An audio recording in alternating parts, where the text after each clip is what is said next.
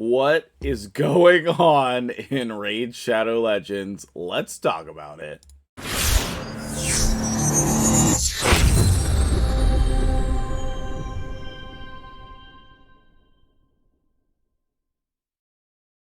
What's up, guys? MtgJedi here, and we are talking the state of the game this morning in Raid Shadow Legends. There's a couple cool things going on in the game, and the first one is this guaranteed champion. Initial reports have her at being pretty good. I'm still skeptical of the Hydra wrecking whoever is revived, seeing that as her primary area in the game. But her kit is very cool, and she does look amazing. I am torn on whether to pull for her or not. Obviously, that would make this faction very easy. We have 23 hours, so I suppose I could try to pull tomorrow morning. I don't know. Let me know in the comments below, should I pull for her? And based on everything that we talk about today, if you appreciate this content, the best way to get this out to more people is hitting that like button, leaving me a comment about your thoughts on the video, so YouTube will push it out more. That way we have some engagement, and you can let me know your thoughts as well. Number 2, we also have a brand new 7-day login reward, Rhonda Chase. She's like a melee fighter who has fire on her fists. I don't know. She seems kind of cool, but I'm not sure how important she is. This has got to be a chick in the office. Like, is this one of the girls that we talk to at Raid all the time? It's got to be. Okay, so anyway, she can place 4 hits on her A1, which is pretty incredible. Like, if you're struggling with Fire Knight, triple hitter on the A1 is a good way to try to get you through that content. She also has a triple hitter on her A2, and she places a block passive skills debuff on that target before attacking, and it can't be resisted. That's crazy. Okay, let me just tell you, that's crazy. Also places block active skills for 2 turns after attacking. Oh, block active skills and block passive skills. So she's going to completely shut down one person. Now, I don't know how good that is, but that's certainly unique. And then her A3, if she's at full health, she gets more damage. So depending on her multipliers, like, this could be pretty amazing.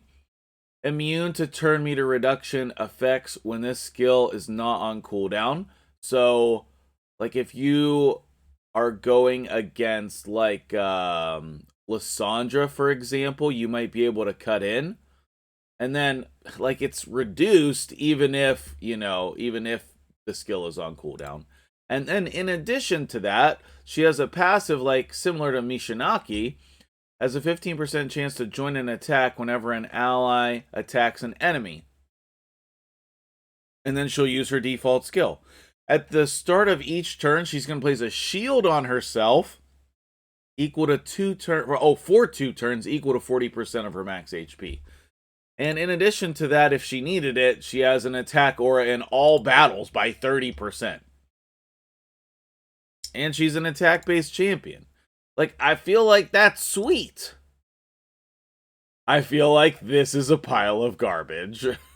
And this is one of the problems, right? In what world is an Eternal Soulstone worth $40? One Eternal Soulstone, $40. Okay? That's absurd. So anyway, everybody's gonna get Rhonda Chase. Let's look. Oh wait, that's the wrong button. Let's look in here at the Bannerlords and look at her stats. And then we're gonna. Is she not in? Oh, right here. Okay. She has a skin. The Glacial Fury skin. Admittedly, that looks pretty cool. I don't know which one I like better. I feel like this one's kind of generic and this one is much more interesting. I would probably go for that, but then they're probably going to sell this. Get skin. Okay. So anyway, if you take a look at her base stats, she's got a base speed of 101. She's got the 63 crit damage we need. Why does she have a base resistance of 40? Not sure. She's got a base defense of 1046, which is pretty solid, and a base attack, which is pretty solid, and her base HP is kind of low, but like, those are some pretty good stats. I think this is a great free champion for everyone. I really do. But at the same time, what are we going to do with her, okay? If you're coming up through the game right now, man, this has got to be living the life. You have had summon events like you don't know what to do with, but you probably didn't have shards, so I don't know. You've had a lot of opportunities to take advantage of the shards you did have, though. More so than most people, okay? But let's get in here. I have 4 main things to talk about this morning about the state of the game, because people are quitting, right? Even Ivy announced she's stepping away from the game, as far as I heard.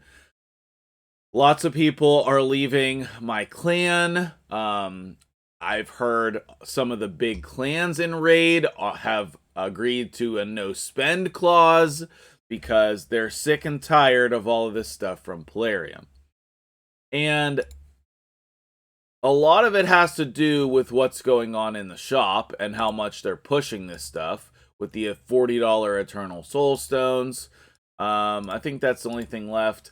Like these, yet again, pile of crap Sacred Shard offers.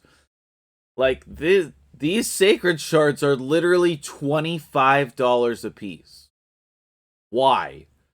Actual why? I've never understood the pricing of Sacred Shards in this game. Like, even this one, this is a frequent offer in the shop, and it's garbage. This comes out to, like, I forget what the math is. I did it a little bit ago. 176 energy per dollar. Like, this is like $20 too high for an average pack. And I think that after a while, like, this starts to get to people, right? And especially lately with all of the summon events and all of the pack offers and all that stuff, everyone is just feeling the greed of the company, and it feels bad. It feels wrong. It feels dirty. It feels like something we don't want to be a part of. I honestly wish another company would buy this game and take it in a new direction, because it's such an amazing game. I love Raid Shadow Legends. I've been playing it now for over 3 years, and I love this game. It has so much potential still for the future. We could be playing this game for another 5-8 years easily if they start taking care of it. But, like, to me, the decisions lately, like 20 Sacred Shards for this chick, 20? I do happen to have some because I spend money on the game. You know, I bought some pack offers to pull some shards for videos. There are events going on in the game. I like to make content for you guys, but there are very few people who have 20 Sacred Shards. And the people who are close, then you have to buy this crap if you want to get it, right? And like this one, the $70 one is slightly better than the $50 one, but on my website, I basically rated these as never buy these ever. Don't buy it. So anyway, it just seems like this game, in comparison to every other game, is way the heck more expensive. For no reason. Like I've always said, if they just made everything less expensive, more people would buy it. That's basic economics. Okay? Like, you can limit how much we buy, just make it cheaper and more people will buy it. And more people will be happy. It just does not seem like people want to be happy. Like, they don't want us to be happy playing this game. That's what it seems like. And if that's not true, then they need to do other things to change this mentality, because that's how we feel. Tell me I'm wrong, okay? Now, this is not a rant video. I don't want you to think that. I'm not coming in here to whine and complain, right?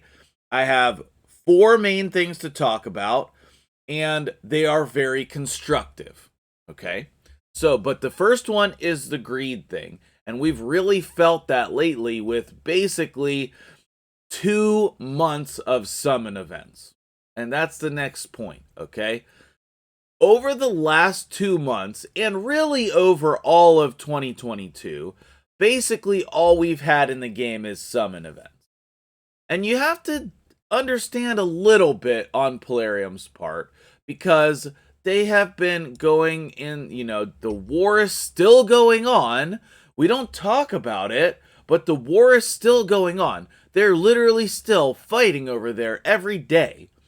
Now, I think everybody's safe, but like our contacts at Polarium are still having problems with an internet connection because of what is going on in the world.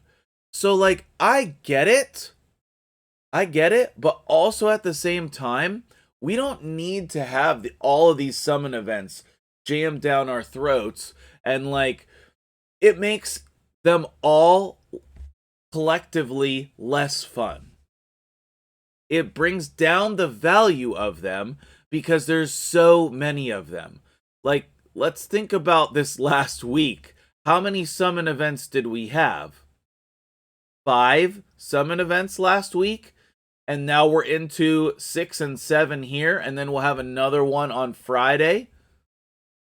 So it's just too much. It's just too much. And I know that everybody does not participate in all of these events. I know that. You have to pick and choose what's most important to you. But at the same time, it's just like, well, what else is there to do in the game? Okay? Like, if we come in and we take a look at my current roster here, like, I have a crazy roster, right? I get that. But if you scroll down, like, look at all these amazing champions down here.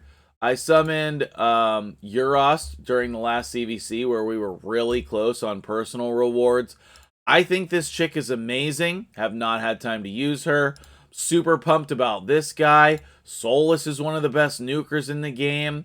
I've been really wanting to build Snick Track and like use him in content. And then if we look at my vault, it's all similar stuff.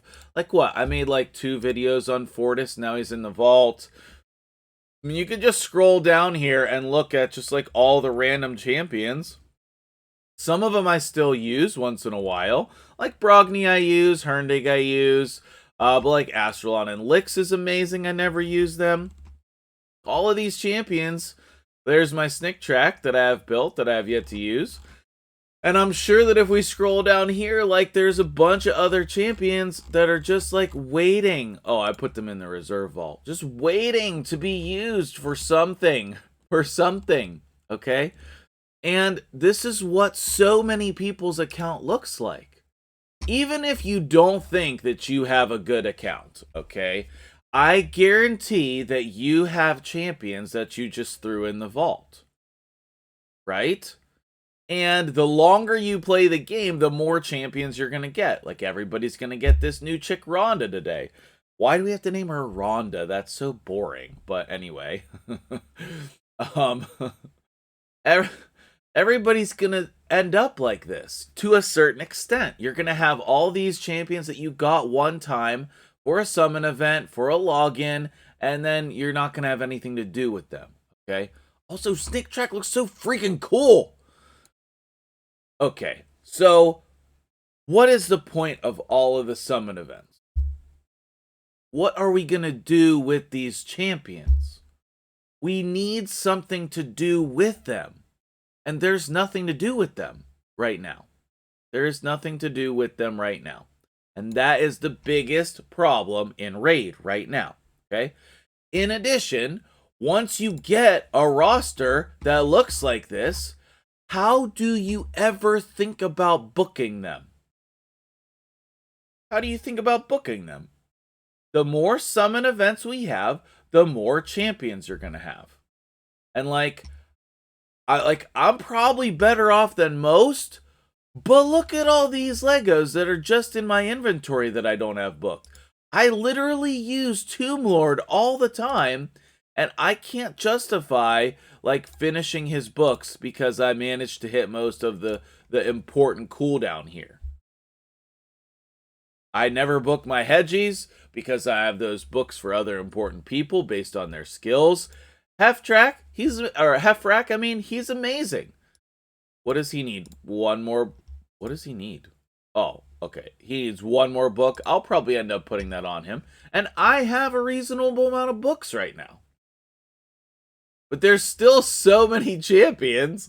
If we pulled people out of my vault, this list would be next to infinite of people who I want to book but still haven't had the opportunity to. And I know that I'm better off than most because Plarium gives me books to try to help with content. So we have this sentiment of greed. We have all of these summon events, so we're getting lots of new champions, but then we have nowhere to use them, and in addition to that, we don't have books for them. So how do we fix this problem? How do we fix it? Here is the easy solution. We need a new version of Clan vs. Clan. We need the one that we thought we were getting when that feature was introduced. And that feature looks sort of like this. It looks like Faction Guardians, where every week you log in, you put a team in, and other clans fight against your teams. You will have a place for Bannerlords. You'll have a place for Epics. They already have these structures in place. You can just take the ideas from the secret rooms. You can take the ideas from anywhere in the game. You HP champions, attack-based champions.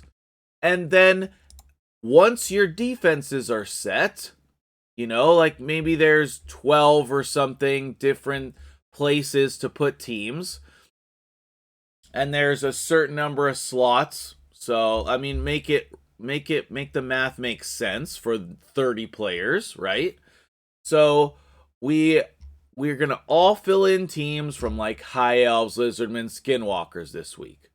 Maybe this week is these three factions, HP-based champions, Void champions, Forest champions. It's just you have a pool of possibilities, and every week it's different. Or every 2 weeks, if you want to keep doing the normal CVC as it is, but once you introduce this new feature, everybody's going to want to do it. This is the feature that we need in order for Raid to be sustained. The last game I played before Raid, that feature kept me playing for a full year after I was thinking about quitting the game, because I enjoyed that feature so much. It was so enjoyable to log in, put your teams in there, communicate, strategize with your clan, and then over the next couple days, fight them. And then you can only use every champion one time in your fights. You can't put dupes in to the same team, but you could do multiple teams. So let's say you have Sifi Rodos, and it's undead. Then you could put two different teams with Sifi and Rodos. Anyway, I've spent other videos explaining that concept in detail, but that is the thing we need in the game in order to utilize all these champions. You want to keep having summon events all the time? Give us a place to use the champions. Hydra is not the answer. A lot of people do not like that content, okay? I can't keep making videos saying, this champion is awesome in Hydra, you should get them. You only need so many champions for Hydra, okay? There has to be something else, and that's the thing. And then the reward for that must include Shards and legendary books. It must. No questions. It must include shards and legendary books, and then probably soul stones. Stop being greedy with these free things in the game. Let us win them. Let us win them, okay? So, what do you think of the state of the game right now? Am I right? Am I wrong? Is this the solution? I firmly believe 100% in my heart it's the solution. But I know that there's other content that's coming. They are working on stuff, but that's the thing that we need in the game. That's the thing, okay? But other content is coming. It's in the works. I know that they're doing stuff for the longevity of the game. I just don't know that they're doing that. Okay? But let me know what you think in the comments below. And if you made it all the way to the end of the video, you're a hero in my heart. And I appreciate you. Thank you for watching, and I'll see you guys in the next one.